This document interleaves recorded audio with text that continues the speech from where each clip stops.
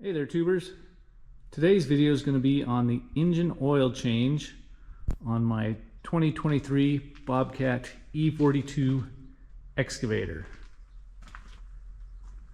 Now I'm doing it earlier than what the manual says to.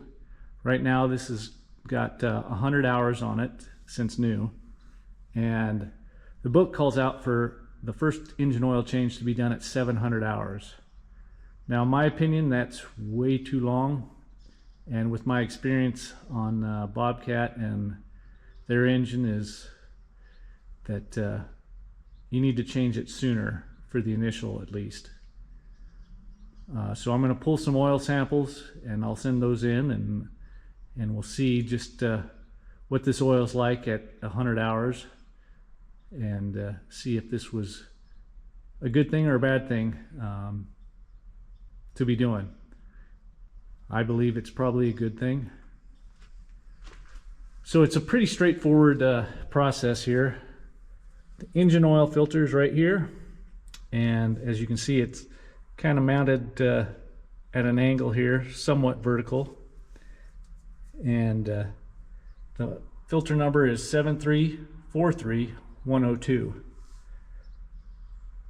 And because it's angled like that, of course they put this little plastic piece in here to kind of help point the oil in a direction here that doesn't make a lot of sense. It just end up dumping on the starter. But these don't have the anti-drain back valve in them, so every time you shut these engines off, all that fluid goes right out that filter and back into the pan. So your best bet is to let it sit overnight and drain out back into the pan, and then theoretically getting this off, you shouldn't really have much of a mess at all. And then you just come down underneath here, and that drain plug right there is a 23 millimeter. Now they put one over here on the side too. It's a little lower, so I might just open both of them to make sure I get everything out.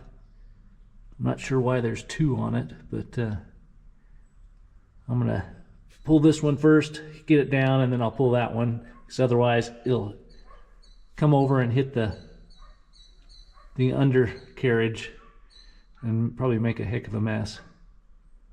So I'll get that drain pulled and that filter pulled, and we'll see what kind of mess I make. See you in a bit. Well, I think I spoke too soon saying that this was going to be a quick, easy job. This was a pain in the butt.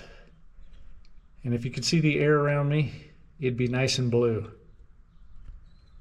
This thing did not want to come off. And this is what it looks like now. I did that with a strap wrench and a breaker bar. It did not want to come off. In fact, I was at the point that I was just going to give up and call Bobcat and tell them to deal with this. But last second there, I saw a little bit of movement, and I kept working on it and was able to get it off. And hopefully the camera will pick it up here. But you'll see all that black stuff around the base there? That's all rubber off of this gasket. So my guess is, from the factory, they put it on dry and then they over tightened it. I would hate to have thought about taking this off at 700 hours. I don't know that you would have got it off. Just absolutely ridiculous. But I did get it off, and because it got crushed so bad, it ended up crushing that element inside and squeezing the oil out of it. And then of course it did run down here and onto the starter. But I think if I'd been able to get it off without crushing it like this, not a drop of oil would have come out. But yeah, that better never happen again. And as long as I'm the one putting the filters on, it won't. So on another note here, I did get the drain plug in the center pulled. And then I did pull this one off to the side here, but absolutely nothing came out of it. So after looking, this part of the pan is lower than this drain, but the plug is up higher, and it's pretty much on the same plane as that one. So I'm not sure what the story is with that, but you only have to pull this center one to get everything out. So I'll get that plug back in. I'm gonna have to clean this all up, get that crap off of there, and get the new filter on. And then we'll throw some oil in it and see if it truly does hold 7 quarts. So give me a little bit and I'll be back.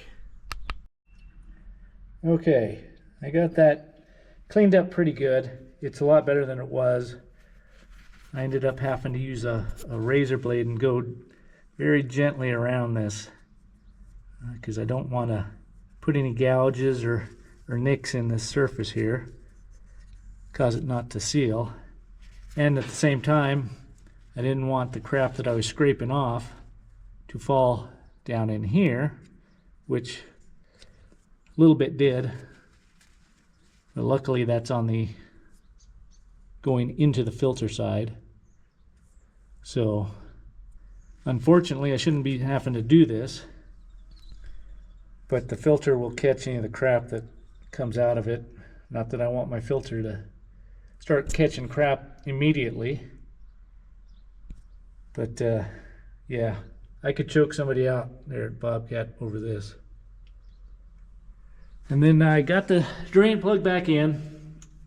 They didn't call out a torque spec, and so I put it on there good and tight. Now when I did go to break that loose, it was not tight at all, which surprised me. So if you've got one of these, or really any Doosan product, I'd double check that plug just to make sure it's tight, because that one, I don't think it would have backed itself out, but it was definitely barely hand tight in there. So I'll get that filter mounted up and go to putting oil in. All right, I finally got this wrapped up. As you can see, I got the new filter in there. Got it filled up with oil, and it took maybe just shy of 7 quarts.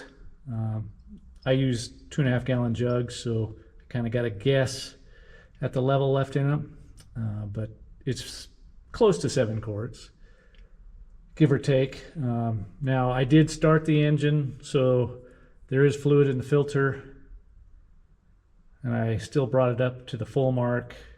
So maybe after this drains overnight, I might be a little above full, but it shouldn't be too bad. So this simple job, or what should have been a simple job, ended up being kind of a pain for me.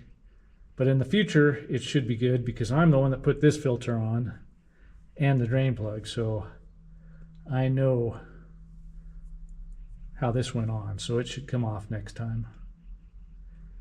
And I'll get the oil sample sent in and probably see some results in 5 weeks or so, and I'll throw up a video to show you what we found if you're interested in that, and we'll go from there. So if you have any questions or comments, leave them below. Otherwise, I'll talk to you later. Bye-bye.